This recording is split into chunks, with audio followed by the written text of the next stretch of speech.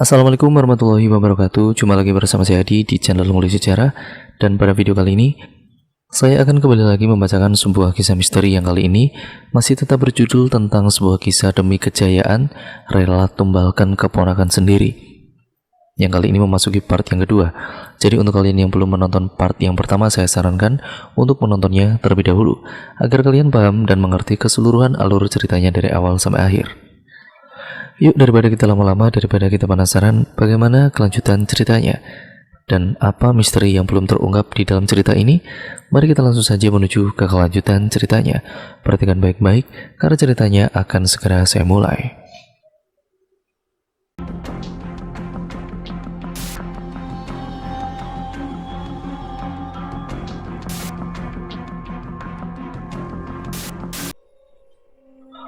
Pada kala itu jalanan semakin gelap. Sudah tidak ada lagi lampu jalanan, tidak ada lagi orang lain yang melintas, dan udara dingin yang semakin menusuk menjadikan suasana kian mencekam. Samsul menurunkan kecepatan untuk lebih berhati-hati. Dalam situasi gelap seperti ini, aku selalu gelisah dan membayangkan sesuatu yang buruk akan terjadi. Benar saja, tiba-tiba aku menyaksikan pohon-pohon di pinggir jalan yang kami lalui sejauh mata memandang bergoyang dengan kencang dan diiringi oleh suara-suara teriakan yang sangat mengintimidasi kami. Sul, apa itu? Tanyaku dengan panik sambil menepuk-nepuk bahu Samsul. Monyet di sini banyak, jawabnya dengan singkat. Astaga, ucapku sambil mengusap wajah karena lega. Setelah aku perhatikan di balik kegelapan, memang nampak samar-samar sekumpulan monyet yang berlompatan dari pohon ke pohon yang lain hingga membuat pepohonan itu bergoyang-goyang. Apa tempatnya masih jauh? Aku udah capek nih. Dikit lagi, tinggal 2 tanjakan lagi kok. Jawaban Samsul barusan membuatku sedikit lega. Ditambah lagi sudah mulai ada beberapa pengendara motor yang melintas dari arah yang berlawanan, menandakan perjalanan yang menyiksa ini akan segera berakhir, paling tidak untuk saat ini. Pohon-pohon pinus berdiri dengan kokohnya di antara jalan setapak yang berbatu. Awan mendung telah pergi dan seolah mengizinkan cahaya bulan menembus pepohonan untuk menerangi jalan kami. Perjalanan yang menyiksa tadi telah berakhir, namun berganti menjadi perjalanan yang jauh lebih menyiksa. Setelah melewati 2 tanjakan di jalan utama tadi, Samsul memarkir motornya di lahan kosong dan kemudian mengajakku berjalan melewati jalan setapak yang sebenarnya tidak layak dilalui. Medannya cukup landai, tapi berbatu dan agak licin. Hingga beberapa kali aku terpeleset dan untungnya aku bisa menguasainya. Tapi ada yang berbeda dari tempat ini. Aku merasa udara di hutan pinus lebih bersahabat daripada saat di jalan utama tadi. Apa mungkin karena kami dihimpit pepohonan, sehingga dinginnya angin yang berhembus akan terpecah dan tidak langsung menerpa tubuh kami? Entahlah. Berapa lama lagi, Sul? Tanyaku dengan lesu dan pasrah. Karena sebenarnya aku sangat-sangat lelah dan mataku sudah tidak sanggup menahan kantuk. Dikit lagi, kamu lihat gubuk di pinggir jalan itu kan? Setelah melewati, kita berbelok kanan, lurus dikit. Sudah masuk perkampungan Mbah Nur, jawab Samsul dengan nada sangat meyakinkan. Dia menunjuk sebuah gubuk kosong yang sepertinya sudah lama terbengkalai di tempat ini. Jaraknya kira-kira 100 meter di depan kami. Aku hanya diam dan menganggap apa yang dikatakan Samsul itu benar, sambil memeluk erat kotak kayu agar tidak terjatuh. Aku mencoba mendengarkan lebih jelas suara yang sayup-sayup terdengar dari kejauhan. Suara gemuruh air. Apakah itu suara aliran sungai? Ah tidak, aku salah. Itu suara air terjun. Rasa lelahku pun sedikit terobati. Malam yang tenang, udara yang sejuk, dan suara air terjun sungguh perpaduan yang sangat indah. Beberapa saat setelah itu tiba-tiba terbesit di pikiranku, rasanya akan menjadi sempurna apabila cantiknya cahaya bulan bersatu dengan perpaduan keindahan alam tadi. Aku mendongakkan kepalaku ke atas, membuka mataku perlahan dan menyaksikan cahaya bulan menyentuh wajahku. Namun kemudian aku terdiam. Aku melihat sekelebat bayangan yang melayang di antara pepohonan, hinggap dari satu pohon ke pohon yang lain, mengiringi perjalanan kami. Aku mengucek mataku dan mengusap kacamataku, memastikan lagi apa yang barusan aku lihat itu nyata atau hanya halusinasi karena aku sudah terlalu lelah. Awalnya aku mengira itu monyet, tapi bukan. Setelah aku amati, benda itu terlihat seperti selembar kain berwarna putih. Aku bisa yakin karena warnanya sangat kontras dengan kegelapan. Tidak beberapa lama kemudian, benda tersebut yang tadinya hinggap dari pohon ke pohon, sekarang terbang dengan cepat dan masuk ke dalam gubuk yang kini jaraknya tidak lebih dari 50 meter di depan kami. Sul, apa tadi kamu lihat? Ada kain putih terbang lalu masuk ke gubuk depan itu? Tanyaku untuk meyakinkan diri dari apa yang barusan aku lihat. Enggak, aku nggak lihat apa-apa kok, balas Samsul. Gubuk itu sudah tinggal sejengkal lagi di depan kami. Aku menepuk-nepuk pundak Samsul dengan maksud agar dia berhenti sejenak. Samsul bertanya-tanya, apa sebenarnya yang mau aku lakukan di gubuk itu?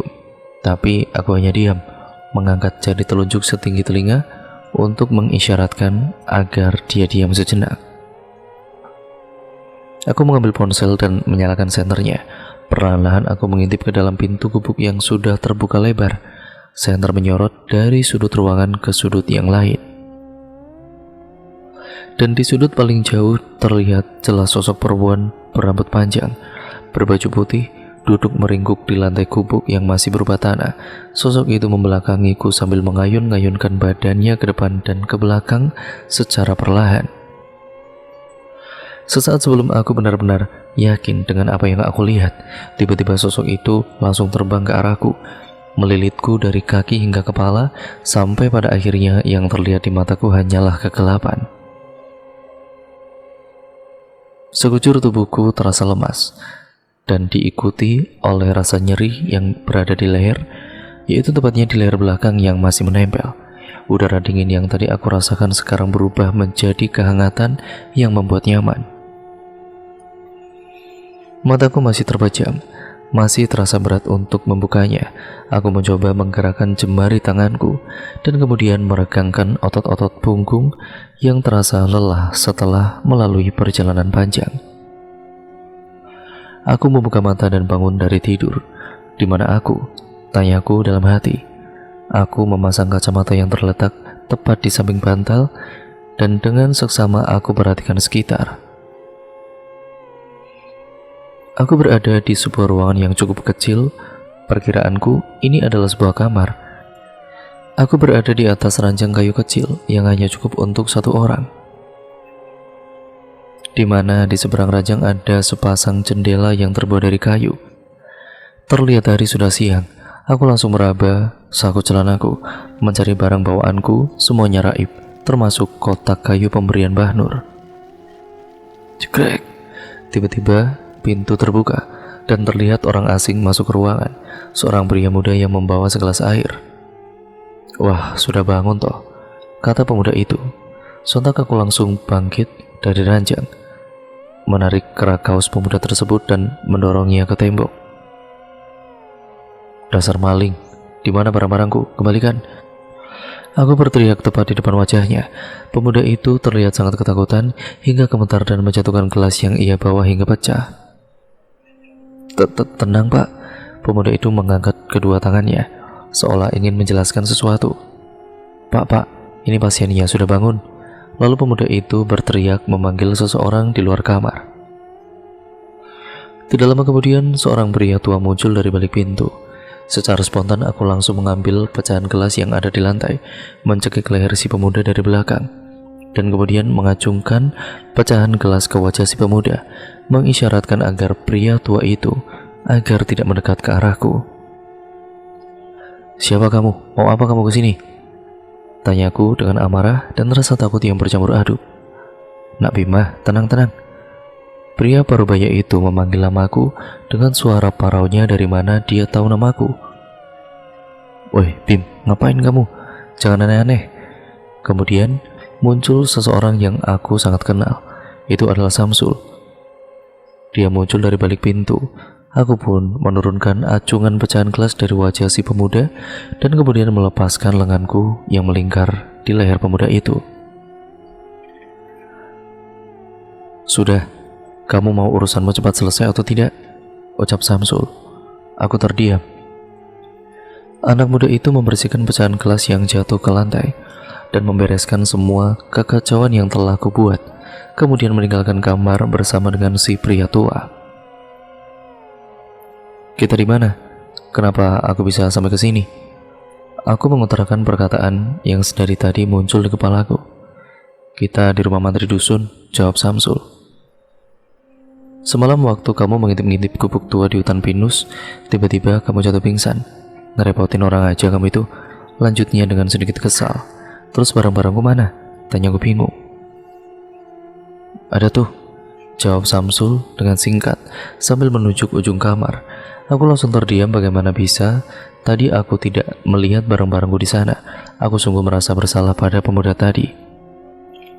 Setelah percakapan itu, Samsul mengajakku keluar rumah dan berjalan ke rumah Mbah Nur. Di tengah perjalanan, aku memperhatikan lingkungan sekitar. Sejak dari rumah mantri hingga titik di mana aku berdiri sekarang, hanya ada belasan rumah warga. Jarak antara rumah warga pun cukup berjauhan, dipisahkan oleh tanah kosong yang ditumbuhi tanaman liar dan beberapa kandang ternak warga. Perkampungan ini cukup sepi, terlihat hanya beberapa orang saja yang beraktivitas di teras rumah, menjemur baju, atau mengawasi anak-anak yang bermain di halaman rumah yang cukup luas. Sepertinya penduduk di sini kurang bersahabat. Saat kami berpapasan dengan mereka, yang kami dapat hanya tatapan sinis, seolah-olah mereka ingin kami segera pergi dari sana. Tapi menurutku itu bagus. Aku juga tidak suka berinteraksi dengan orang-orang ini. Setelah berjalan beberapa menit, akhirnya kami hampir sampai di luar perkampungan. Tidak jauh di depan kami, terlihat sebuah papan kayu di samping jalan. Yang di bawahnya sudah terlihat lapuk dan juga keropos.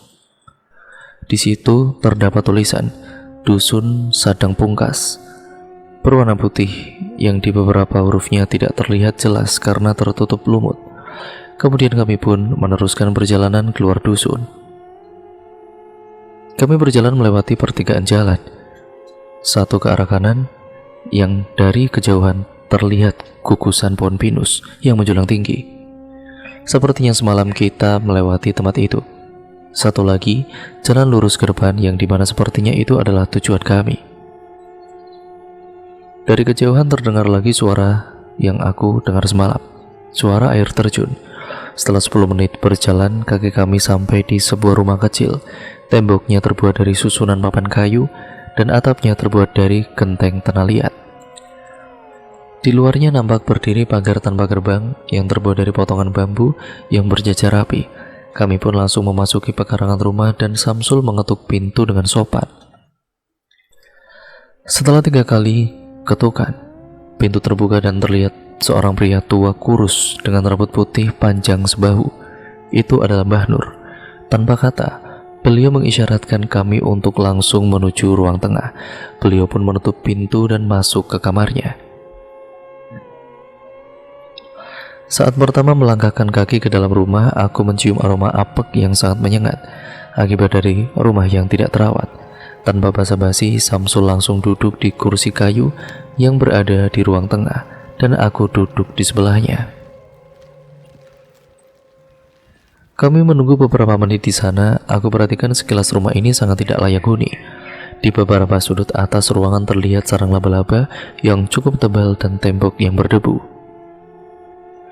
Di ruangan ini hanya ada 3 kursi, 2 kursi yang aku dan juga Samsul duduki, dan 1 lagi ada di seberang meja kayu yang cukup kecil. Di atas kami ada lampu minyak tanah yang tergantung, menunjukkan bahwa listrik belum menjamah tempat ini. Tidak lama kemudian Mbah Nur keluar dari kamar beliau meminta kotak kayu yang aku bawa sebelumnya. Aku menaruhnya di meja dan kemudian beliau duduk di depan kami. Sambil memejamkan mata, beliau membuka balutan kain putih di kotak itu, kemudian merabat di tiap sisinya dengan perlahan. Kembang 7 rupa, kepala ayam cemani, dan jimat sudah semua, tanya Mbah Nur tanpa basa-basi, dan aku mengangguk. Bagian tubuh orang yang akan dijadikan tumbal, imbuhnya. Sudah saya masukkan di kantong. Ada di saku saya, jawabku. Aku mau tanya sekali lagi, apa kamu sudah yakin dengan apa yang kamu lakukan? Sudah siap dengan risikonya? Tanya beliau lagi dengan suaranya yang parau, yang terdengar seperti ragu denganku. Yakin, Mbah? Mau menumbalkan nyawa berapapun saya bisa berikan, jawabku dengan nada agak tinggi. Karena sejatinya aku sangat tidak suka apabila ada seseorang yang meragukanku. Dengan refleks Samsul menepuk tanganku, mengisyaratkan agar aku bisa menjaga nada bicaraku. Bagus kalau begitu, bisa kita mulai ritualnya hari ini, ucap Mbah Nur, membuatku sangat bersemangat. Dan kemudian kembali membayangkan apa yang akan aku dapatkan setelah ini. Beliau mengisyaratkan kepada Samsul untuk membawaku ke sebuah kamar yang sudah disediakan.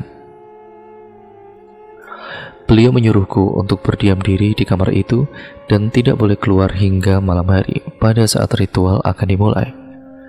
Lalu menyuruh Samsul untuk tetap di ruang tengah menemani beliau yang sepertinya memulai ritual dengan membakar dupa. Kamar ini sangat kotor dan membuatku sangat tidak nyaman. Hanya diterangi lampu minyak tanah yang berada di atas meja kecil di sudut ruangan. Di sana sudah tersaji makanan ringan dan rokok di atasnya, yang sepertinya sudah disiapkan untukku.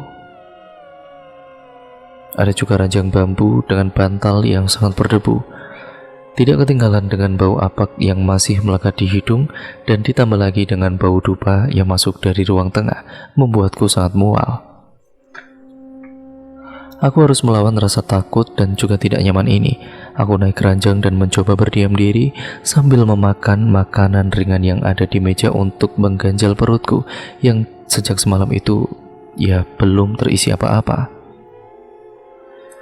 Tidak lupa menghisap beberapa batang rokok untuk menenangkan diri. Syukur-syukur kalau aku bisa cepat tidur agar malam datang lebih cepat. Kemudian terdengar suara ketukan pintu. Ketukan pintu itu membangunkanku. Terdengar suara Samsul dari luar, memintaku untuk keluar karena waktu yang ditentukan sudah tiba. Aku keluar kamar dan melihat meja dan kursi sudah tidak ada lagi.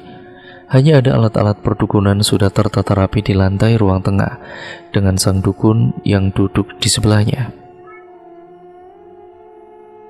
Aku sama sekali tidak bisa melihat jam baterai ponselku habis kala itu, dan di sini tidak ada aliran listrik. Tapi perkiraanku ini sore selepas habis maghrib. Samsul mengarahkanku untuk duduk di posisi yang sudah disediakan atau disiapkan, tepat di depan Mbah Nur. Sejak aku keluar kamar, beliau sudah dalam posisi duduk bersila, menutup mata dan mulutnya berkemat-kamit. Entah apa yang beliau ucap, aku tidak bisa mendengarnya. Tidak lama kemudian beliau membuka mata. Dia memperhatikanku dari ujung rambut hingga ujung kaki, kemudian menyodoriku segelas air yang sudah ditaburi beberapa helai bunga dan sisa bakaran dupa ada di depannya. Beliau menyuruhku meminumnya. Ku ambil gelas itu dan aku perhatikan air yang ada di dalamnya. Perutku langsung mual saat membayangkan apa yang harus aku minum. Apa iya aku harus minum benda menjijikan ini? Beberapa menit aku terdiam untuk mengumpulkan tekad dan langsung menghabiskannya dalam sekali teguk. Seperti yang aku duga, badanku bergidik ngeri dan perutku rasanya campur aduk, tapi aku harus menahannya. Hahaha, bagus, ucap Mbah Nur sambil mentertawakanku, seolah aku telah melakukan sesuatu yang lucu. Sekarang, kamu lepas pakaianmu dan pakai sarung ini, lalu ikut aku ke kamar mandi untuk ritual pertama, lanjut Mbah Nur. Tanpa banyak kata, aku langsung menuruti perintahnya. Kurucuti pakaianku dan mengenakan sarung yang diberi oleh Mbah Nur. Beliau menunjuk ke arah ruang belakang, mempersilahkan agar aku berjalan terlebih dahulu, dan kemudian mengikutiku dari belakang. Di ujung lorong terdapat sebuah ruangan kecil, sekitar 2 meter persegi. Di sana terdapat sebuah bak mandi yang terdapat taburan bunga yang cukup banyak di atasnya. Mbak Nur menyuruhku untuk duduk sambil memejamkan mata serta melafalkan bacaan yang sudah diajarkan kepadaku beberapa saat yang lalu sebanyak 13 kali. Tapi bacaan kali ini berbeda dengan bacaan yang diberikannya padaku untuk melakukan ritual di rumah beberapa hari yang lalu. Jujur sebenarnya aku tidak tahu sedikit pun arti dari bacaan itu. Aku duduk di kursi kayu di samping bak mandi. Udara dingin pun tidak lagi terasa. Yang aku rasakan sekarang hanya rasa gugup dan was-was, berharap semua yang aku lakukan ini tidak sia-sia. "Sudah siap?" tanya Mbah Nur, dan aku membalasnya dengan sebuah anggukan. Mbah Nur menyentuh tempurung kepalaku dengan telapak tangannya dan menyuruhku untuk memulai bacaannya. "Ingsun Wiranti sumungaken medha api mata mamrati atri." Di akhir bacaan beliau menyiramku dengan air kembang yang dingin. Aku berhenti sesaat, diam tidak bergerak sambil berkonsentrasi melanjutkan bacaan yang sempat terhenti karena mulutku menggigil terkena dinginnya air. Aku sempat ragu, apa aku bisa melewati semua ini? Karena aku masih harus menerima 12 guyuran lagi. Pada guyuran ketiga, keanehan pun terjadi. Aku merasakan panas di atas kepalaku yang tidak lain bersumber dari telapak tangan Mbah Nur, hingga air yang tadinya terasa dingin perlahan berubah menjadi hangat. Terdengar Mbah Nur membaca bacaan yang sama denganku, dan akhirnya kami pun membacanya secara bersamaan. Udara di kamar mandi yang awalnya dingin berubah menjadi hangat, dan pada akhirnya berubah menjadi sangat panas. Suhu ini sedikit lagi sudah mencapai titik toleransiku. Aku masih bertahan karena hanya tersisa 1 kali bacaan lagi. Dengan sekuat tenaga aku berhasil menyelesaikan bacaan terakhir, dan kemudian Mbah Nur menyiramku untuk terakhir kalinya dengan air yang terasa sangat-sangat panas. "Ingsun Wiranti sumungaken medha api mata mamrati atri." Mbah Nur melanjutkan bacaan itu sekali lagi dengan berteriak dan diakhiri dengan erangan dan cengkeraman yang kuat di kepalaku, seakan-akan beliau bereaksi akan sesuatu. Akhirnya beliau melepaskan cengkeramannya dari kepalaku sambil terengah-engah dan mengatakan kalau ritual penyucian ini telah selesai. Setelah bersuci, Mbah Nur menyuruhku beristirahat di ruang tengah. Di sana nampak Samsul yang sudah menyiapkan makan malam. Samsul mempersilahkanku untuk makan, sedangkan Mbah Nur pergi keluar rumah entah kemana.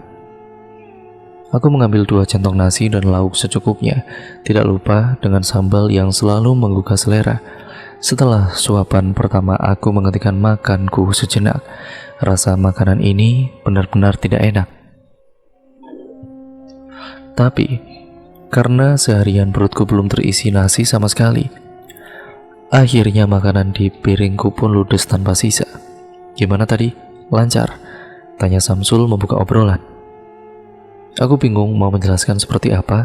Aku benar-benar merasakan sendiri air dingin dengan sekejap berubah menjadi panas ditambah Mbah Nur. Jawabku takjub. "Itu syarat sebelum kamu melakukan ritual utama.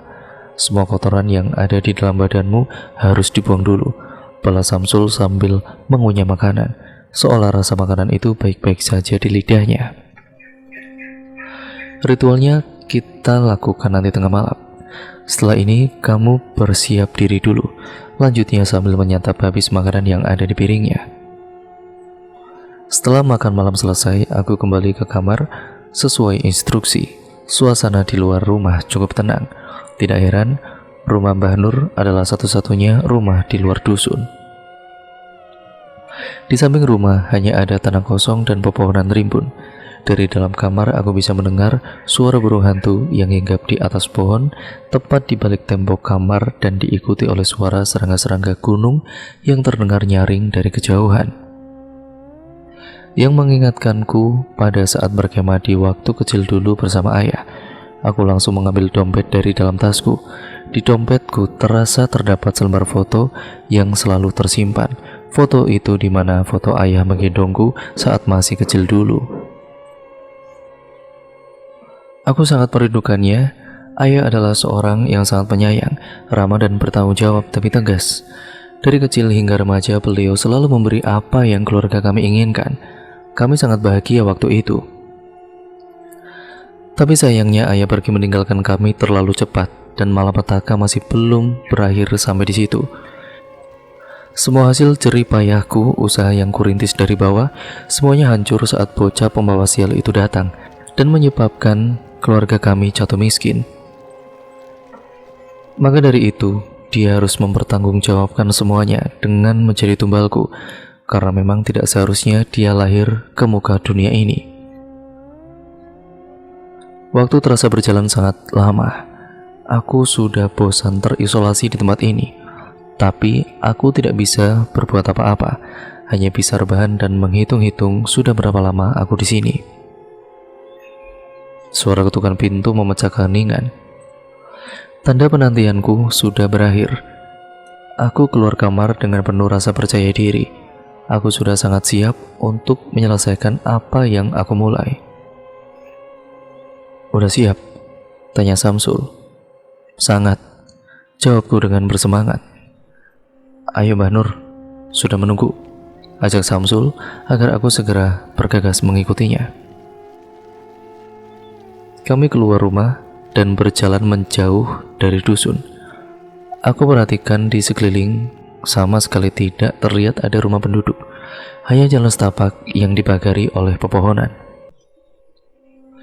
Aku bertanya-tanya, bagaimana bisa orang kok bisa hidup di tempat seperti ini, tanpa listrik, tanpa hiburan, dan jauh dari dunia luar. Kami terus berjalan di bawah cahaya bulan dan rasi bintang yang terlihat begitu indah menghiasi langit malam yang cerah. Di balik pepohonan yang gelap, aku mendengar suara seseorang memanggil-manggil namaku. "Sul, kamu dengar suara itu?" "Sudah, nggak usah didengerin. Fokus jalan terus saja." Dari awal aku sudah menebak air terjun itu akan menjadi tujuan akhirku di tempat ini. Air terjun yang tadinya hanya bisa aku dengar suaranya, kali ini bisa aku lihat dengan kedua mataku. Air terjun itu cukup tinggi, sekitar 30 meter dengan aliran air yang sangat deras. Mengingat sekarang sedang musim hujan, untuk menuju ke sana kami harus menuruni bebatuan besar yang agak licin. Kami tidak membawa alat penerangan apapun, hanya mengandalkan cahaya bulan membuat aku dan Samsul lompat dari satu batu ke batu yang lain dengan sangat berhati-hati. Dari kejauhan terlihat seseorang berdiri tidak jauh dari bawah air terjun. Itu Mbah Nur, dengan mengenakan pakaian serba putih. Beliau memandang ke arah air terjun sambil melipat tangannya ke belakang. Setelah kami mendekat, aku melihat mulut beliau bergerak-gerak seperti berbicara dengan sesuatu yang tidak kasat mata. Kami berdiri di belakangnya, diam dan tidak berani mengeluarkan satu kata pun. Kami takut mengganggu apa yang sedang dia lakukan saat ini. Tidak lama berselang, beliau pun juga terdiam. "Sudah siap?" tanya Mbah Nur sambil menoleh ke arahku. "Sudah Mbah," aku menjawab dengan penuh keyakinan. Di balik air terjun itu ada gua. Nanti di sana kamu akan bersemedi. Untuk beberapa lamanya, tergantung sang penunggu gunung ini menerima tumbalmu. Dan cerita pun akhirnya bersambung lagi ke part yang selanjutnya ya teman-teman. Terima kasih untuk kalian semua yang sudah menyimak video kali ini dan cerita kali ini. Jangan lupa untuk tetap terus like, komen, dan share video kali ini sebanyak-banyaknya. Dan jangan lupa part nantinya itu, yaitu part ketiga, menjadi part yang terakhir dari keseluruhan alur ceritanya. Jadi untuk kalian semua tetap stay tune terus di channel ini ya teman-teman. Dan jangan lupa untuk kalian yang baru mampir, klik tombol subscribe serta nyalakan tombol lonceng notifikasinya agar kalian tidak ketinggalan video terbaru selanjutnya dari channel ini. Pokoknya kelanjutan cerita ini benar-benar sangat seru untuk kalian nantikan kelanjutan ceritanya.